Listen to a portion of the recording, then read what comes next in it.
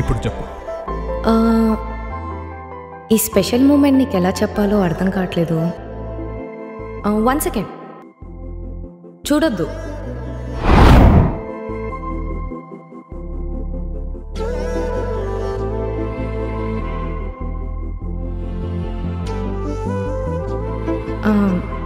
జై, మనము ఎప్పటికీ విడిపోం కదా?